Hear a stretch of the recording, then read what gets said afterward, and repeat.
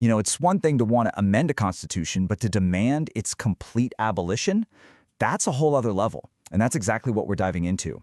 We've got this press release that makes this incredibly radical demand, and we're going to break down exactly what it says. Wow. I mean, it really doesn't get much clearer than that, does it? This one sentence is the entire point. It's not just a suggestion, it's a demand to tear down the entire legal foundation of a country. So the big questions are, right? Who's saying this, and what could possibly lead them to this point? Okay, so here's our source. It's a press release from an organization called SAMAN-Nepal. And check out the date, September 19, 2025. Now, that date is super important because this isn't some abstract political theory they're floating. Nope, they're arguing this is a direct reaction to some really dramatic events that they claim have completely changed the game. All right, so let's get into their first big argument. Essentially, they're saying the Constitution has already collapsed. This isn't a conversation about what might happen. As far as they're concerned, it's a done deal. The verdict is in. So the press release claims the 2015 Constitution is now proven unjustifiable. And the wording here is everything. They're not saying, hey, let's fix a few parts. They're saying it is fundamentally, completely illegitimate. It's so broken that for all intents and purposes, it's already dead. So how do they get to such an extreme position? Well, the document says we have to go back in time. They argue that the 2015 Constitution wasn't some new beginning. Instead, they see it as just the latest link in a really long and really troubled historical chain. And this is the absolute core of their historical argument. They're basically saying that this Constitution is just the newest chapter in a story that's been going on for ages, the expansion of what they call the Gorkhali state. Now, that's the historical kingdom that created modern Nepal.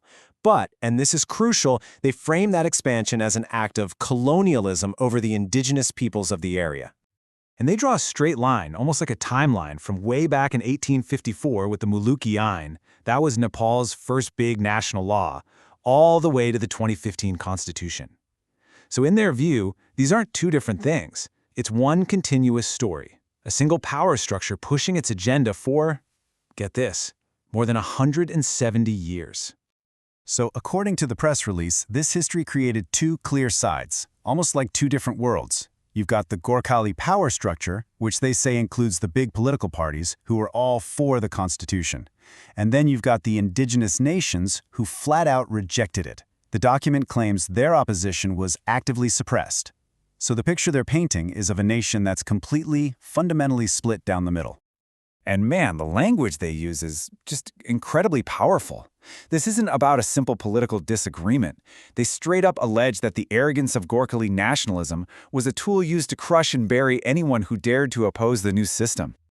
Okay, so they've laid out this whole historical backstory. Now the document brings us right back to the present, with the event they see as the smoking gun, the ultimate proof, a recent, violent uprising that they've named the Gen Z Rebellion. Everything, their whole argument, comes down to these two specific days in September of 2025.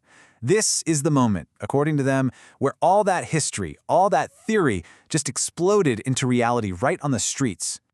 And during this rebellion, the document says that the biggest symbols of the state were literally set on fire. We're talking about the legislative parliament, the Supreme Court, and the Singha Durbar, which is where the executive branch is housed. This wasn't just random destruction. It was a very pointed, very symbolic attack on all three branches of government at once. And that's why this event is the linchpin of their entire case. SAMAN-Nepal sees this as the final nail in the coffin for the Constitution. The way they see it, when those buildings went up in flames, the legitimacy of the Constitution that created them burned down right alongside them. Okay, so they've made their case that the old system is dead. But they don't just leave it there. The press release then pivots to what comes next. They offer up a vision for the future, a solution they want to see rise from the ashes.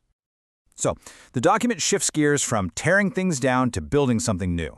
It's not just about what's wrong, it's about what they think is right. And this is where they lay out their big alternative. And that alternative has a name, a plurinational state. Now, what does that mean? According to the source, it's a type of state that officially recognizes and respects the dignity of all the different indigenous groups in the country. And the ultimate goal? To build what they call a shared Nepal. They lay out a pretty clear three-step plan. Step 1, get rid of the current constitution. Completely. Step 2, rewrite it from the ground up to create this plurinational state. And the final step? build a new Nepal on that brand new foundation. But this isn't just presented as some hopeful, optimistic vision. The document ends on a much darker note. It's a stark warning. They frame their demand not just as a good idea, but as the only way to stop things from getting much, much worse. And here's how they raise the stakes. They draw this really sharp line between the urban rebellion that already happened and what they threaten could come next, a rural rebellion. The warning is crystal clear. If you ignore us, this fight is going to move from burning buildings in the city to a much deeper, more widespread conflict over land, culture, and resources out in the countryside. This is really the final threat, the bottom line. The document claims that a virtual war state is already a reality between the government and the indigenous nations.